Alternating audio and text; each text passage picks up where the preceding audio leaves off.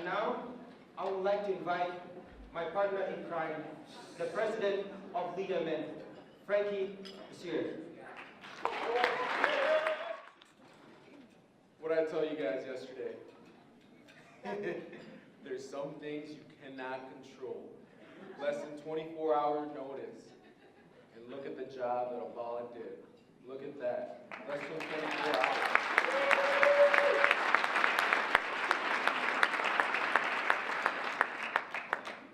My name is Frankie Becerra. By role, I am your LeadMN president. But by duty, I represent 180,000 students at the 2-year and technical college level. 3.4 miles. An hour and 15-minute walk. Simple. I'm not supposed to be here. Not in my role. Not involved in any way. Certainly not in school. Both of my parents didn't get their GEDs until their mid to late 20s. But there I was, 18 years old, a DACA recipient at a 4-year state university. I made it. The American dream, Mom, your son, and they, the king, as she affectionately calls me. And I felt it that day. That day I felt it. My throne, a lofted bed, target spread, all doubts dead. That bowl cut, little brown boy you bred, he was gonna get you ahead.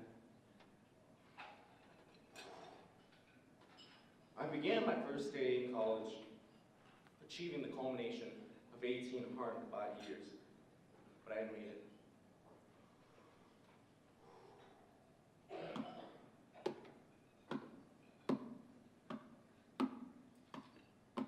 I walked up the stairs to my dorm. My mom couldn't be there. She had to work. I don't blame her. She's here today. I hugged my dad goodbye. For now, I had my own kingdom. Campus. See, I was told that that kingdom was going to be paid by FAFSA. So what do? You have to hustle. You have to get a job. So I did. I got a job that you can make commission on. It was around Black Friday, getting close to closing. I needed those sales to hit my bonus. Fueled by that lone meal replacement protein shake that I had taken from my mom, and this is probably her first time hearing this, so. I thought it was gonna be a healthy snack, because I thought it was going to be a healthy snack, but it ended up being a lifeline. I closed that sale that day. When I left the store, I also found out another fact. My bus had also left. The bus back to campus. 3 things I checked. My bank account, the weather app, and Google Maps. 3.4 miles, an hour and 15-minute walk. I remember kind of thinking it was funny that the only thing lower than my bank account that day was the temperature outside. I began my walk.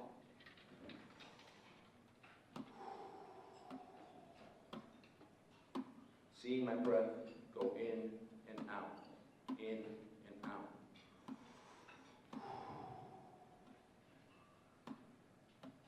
What if I'm not good enough? Why do some have it easy when I have it hard? Maybe I'm supposed to struggle. Because it wasn't easy. It was never supposed to be easy. I can't ask for help, that means I'm giving up. I can't ask for help because that means I'm giving up. Lightheadedness from not eating set in. But the cold, stinging wind was a strong enough motivator.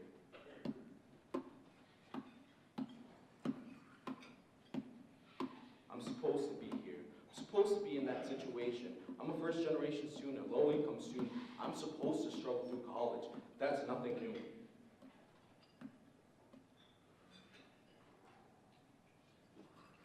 This is what's supposed to happen.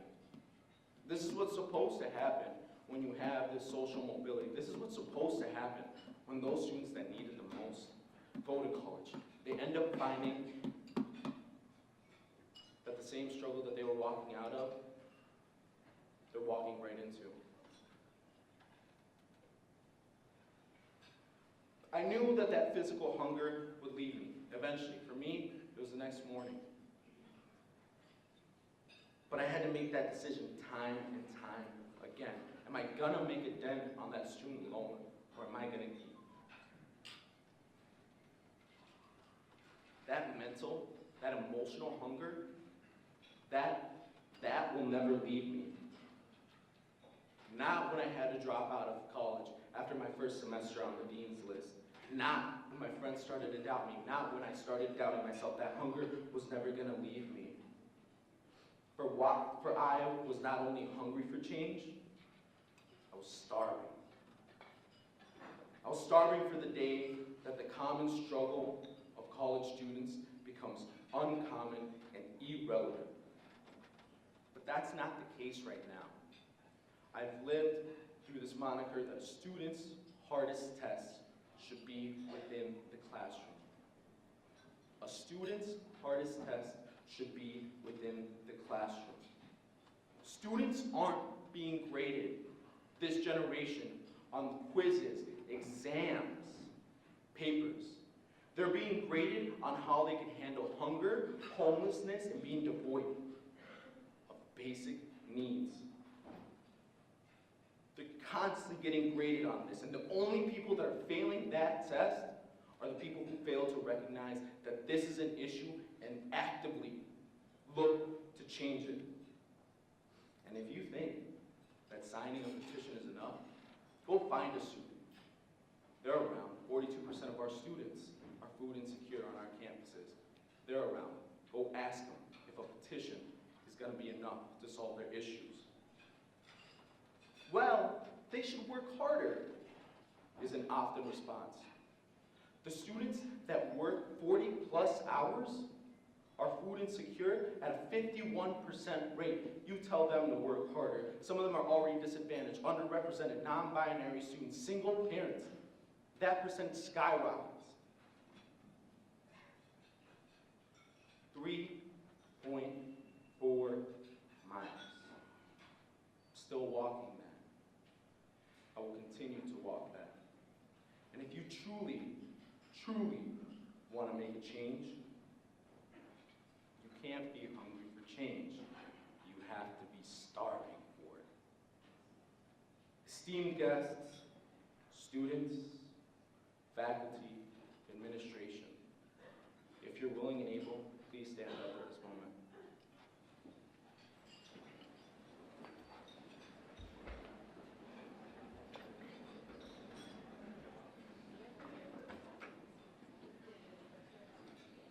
LeadMN, are you hungry for change? Starving! LeadMN, are you hungry for change?